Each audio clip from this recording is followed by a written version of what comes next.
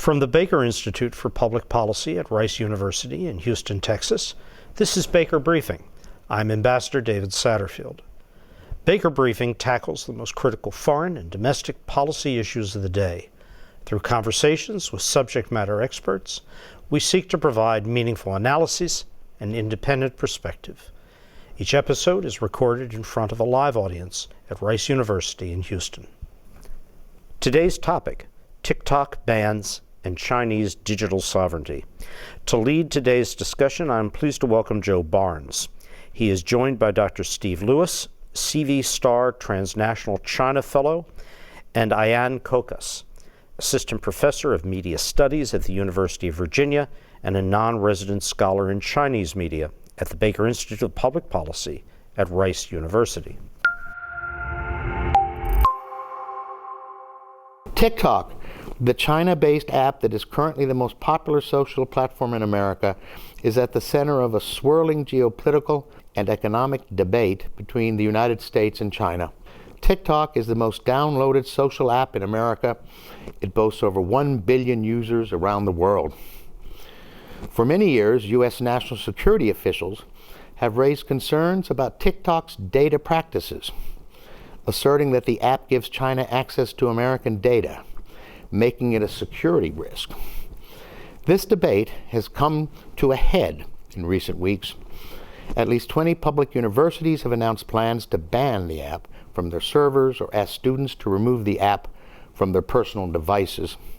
More than 30 states have followed suit by banning TikTok on government devices. And just last week, Senator Josh Hawley said he plans to introduce legislation in the United States Senate to ban TikTok nationwide. Dr. Kokas, let's get back to basics or down to basics at the beginning. What is TikTok and why is it so popular and who owns it? So TikTok is a social media and short video app that has really grew in prominence during the pandemic when people were stuck in their homes. It is an app that has a corporate relationship with ByteDance. However, this is really interesting because the corporate relationship between TikTok and ByteDance, a Chinese-owned firm, is a bit murky. So technically, TikTok is domiciled in the Cayman Islands, but there are also officials from TikTok that report to ByteDance, which is a Chinese-based firm. And TikTok also, according to its terms of service, can share its user data with its parent company, which according to a lot of frameworks would be ByteDance. And it can also share with subsidiaries or partners. So it's not just a question of the data risks that TikTok presents, but also TikTok's relationships with other firms. The one thing that I also want to add is TikTok is actually just for the global app. So in China, it's called Douyin, and it's actually a different app that's used in the Chinese context. Dr. Lewis, Dr. Kokas has talked about the commercial relationships here, but is there any relationship between TikTok and the Chinese government? There is a relationship between TikTok and the Chinese government. The Chinese government actually has invested in a lot of companies, including like subsidiaries. Now, TikTok, ByteDance, its parent company, are private, but there are some subsidiaries of it which are invested in by the Chinese government.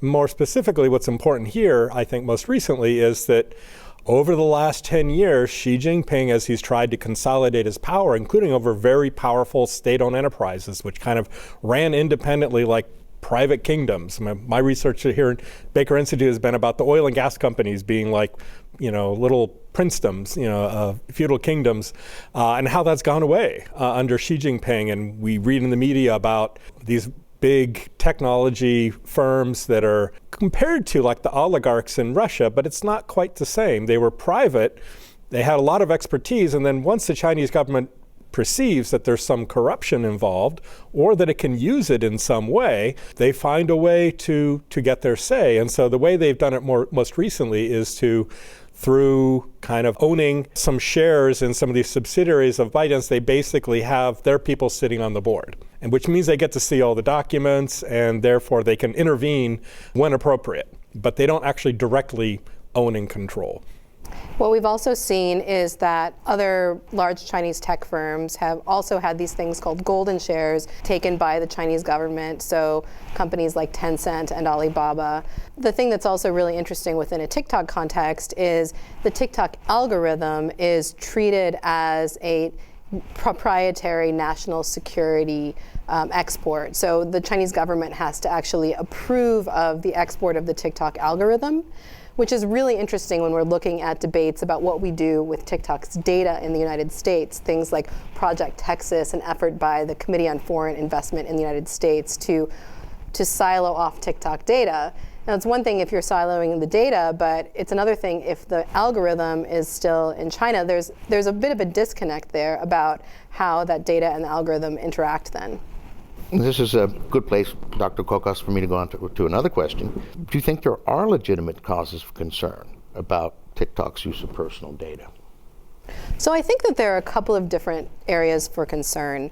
So one, when we're looking at bans on state and local government devices, is the ability to gather information or execute malware attacks on government devices. So that's one area of concern. There's also TikTok's ability to develop really robust products that are not available to US firms that can't operate in China. So they're able to gather data globally, which is really significant. The other thing that's interesting about TikTok is it's becoming a form of critical communications infrastructure in the United States. And we saw, for example, that the Biden administration was briefing TikTokers about its Ukraine strategy because 25% of people under the age of 30 get their news from TikTok. So this presents another potential risk where in the kind of tense security environment between China and the United States, the Chinese government does have levers to pressure how TikTok operates and what information it shares. And we've seen examples of certain types of content being de-emphasized, things about Hong Kong independence or Taiwan or Xinjiang, which presents really interesting concerns when we look at the communications environment in the US. Dr. Lewis, should we trust any assurances provided by ByteDance, the owner of TikTok? ByteDance, I believe, has not been facing a lot of fines from other countries. I think currently TikTok is facing some fines from France, I believe the UK. I don't know of any in the US case, which is actually kind of rare for a social media app. I think Facebook has faced billions. Given that we're talking about billions of users and all kinds of scandalous things that people can do, they're actually remarkably few. Probably my suspicion is it's mainly because it's individual user creator driven. No, but it's not amenable to kind of like state propaganda. No, but mine's a more things. Specific question. And what was that? If ByteDance gives us assurances, gives the United States assurances about data safety, should we trust ByteDance? Well, not knowing the owners of ByteDance personally, Joe, I would say it's like any other company, a foreign company which operates in the United States. Its officials, for example, have to face up to American law, correct? Which means that they could be arrested. Famously, Mun Zhongfei, the daughter of the leader of Huawei, because they violated American laws, I think they could be answerable to it. But I think what you're asking me is, can we trust Chinese, which I don't believe is the right question we should be asking. Well, no, my impression is, and Dr. Kokas, perhaps you can tell me what's going on, is that ByteDance is working with the Biden administration right now to develop a system that safeguards data. Is that true or false? So I think that it's important to note that it's TikTok that is working with the Biden administration right now. And TikTok has a relationship which is quite murky, the relationship between TikTok and ByteDance. According to some versions, it's a subsidiary. According to others, it's it's part of, a larger part of ByteDance. There are certain interesting reporting relationships. The org chart is not entirely clear. And this I think is one of the challenges that a lot of regulators are facing right now, to identify precisely what the relationship between TikTok and ByteDance is. And ByteDance is in an interesting position because it, like a lot of other powerful Chinese tech companies, is facing additional scrutiny from the Chinese government as it relates to sharing user data. So for example, the 2021 data security law requires national security data audits of all firms operating in China. In some ways, it's designed to protect users because it limits the type of data that that companies can gather about individual users. It also allows the Chinese government widespread access to the user data of corporations. So that's why there are some of these concerns about the relationship between TikTok's data and ByteDance's control.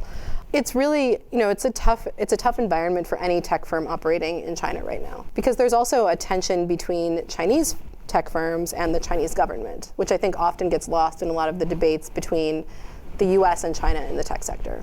What in fact, I believe, isn't it true that the person who kind of created TikTok, at least the ideas of it, and the CEO of ByteDance, the Chinese parent company, so-called parent company of TikTok, lives in Singapore. Is that right? And Jack Ma, the other famous entrepreneur who created Alibaba and Alipay, is living in Tokyo. And I think that this is part of a trend most recently of these so-called tech oligarchs wanting to be, at least beyond Chinese jurisdiction if necessary, because they realize that it's not a very conducive environment right now in Beijing. And now, Dr. Kokas, why are American politicians, or see some American politicians, so keen to ban TikTok? Do you think bans are an effective approach? So my perspective on this is that the entire US information security environment could do with a lot more consumer protections.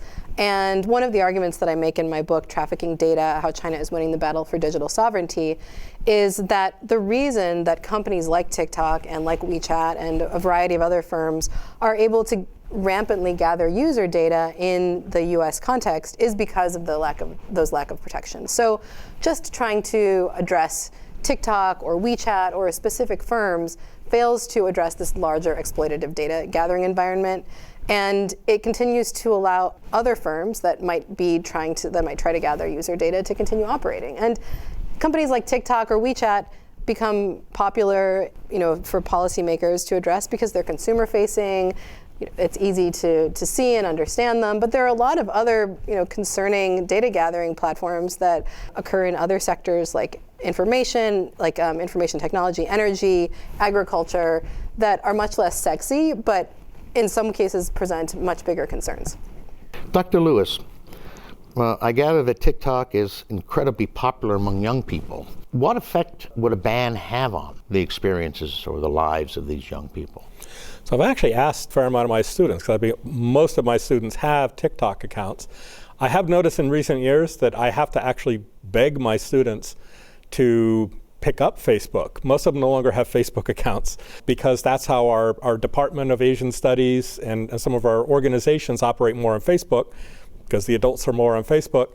Some of our students have Instagram, and one of the reasons that Instagram has shifted towards doing stories and reels and having more videos, and even Facebook has recently, is because of competition from TikTok. They're trying to replace TikTok.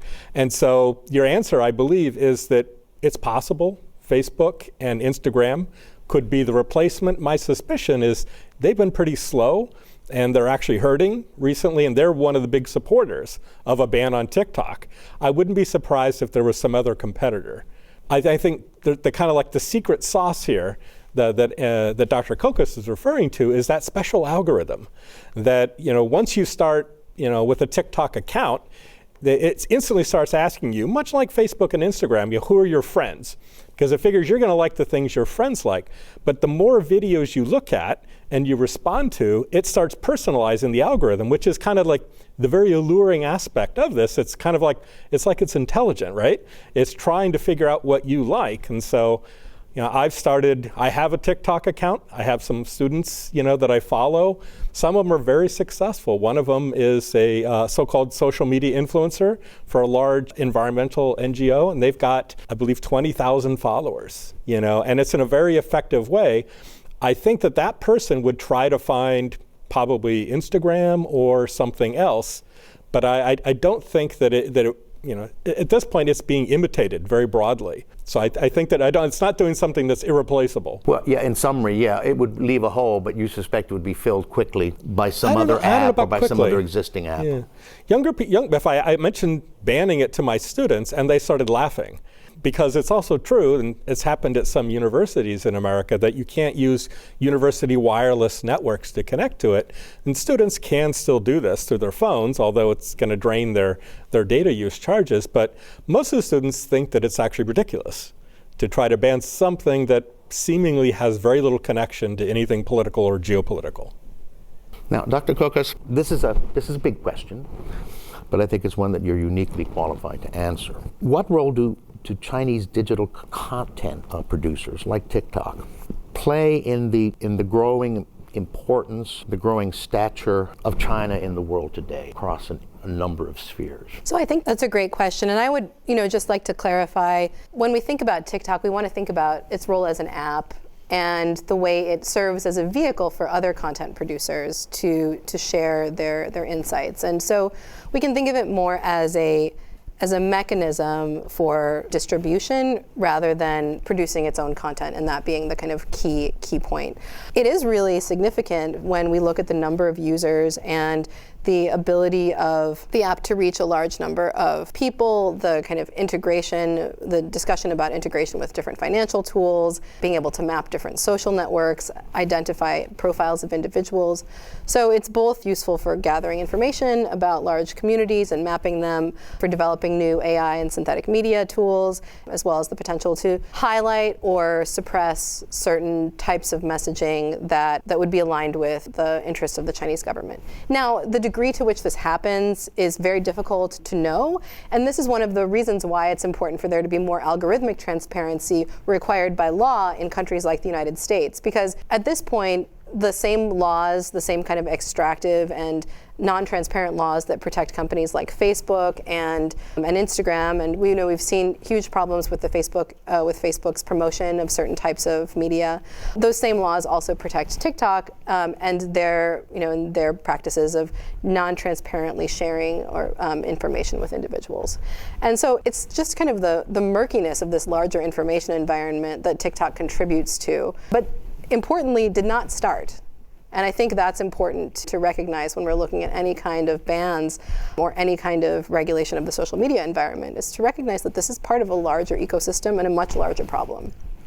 Well, thank you, Dr. Kokas. Thank you, Dr. Lewis. I found this an absolutely intriguing discussion, and I leave it less ignorant than when I started it. So thank you again. Thank you so much, Joe. Thank you. Baker Briefing is brought to you by the team at Rice University's Baker Institute for Public Policy. This episode was produced by Victoria Jupp, Shannon Moriarty, and Ben Stevenson. AV production was provided by Kevin Young. Logistics support was provided by Jean Ard, Starr Dickerson, Rachel Smith, and Macy Stewart. Many thanks to the Baker Institute interns who assisted with this episode, Maya Adhikari and Sarah Davidson. The Baker Institute for Public Policy provides meaningful policy analysis on the most critical challenges facing Texas, the U.S., and the world. It is a nonprofit, nonpartisan policy research organization based at Rice University in Houston, Texas. To learn more, including how you can attend a live podcast recording on the campus of Rice, visit us at bakerinstitute.org. Thank you for listening.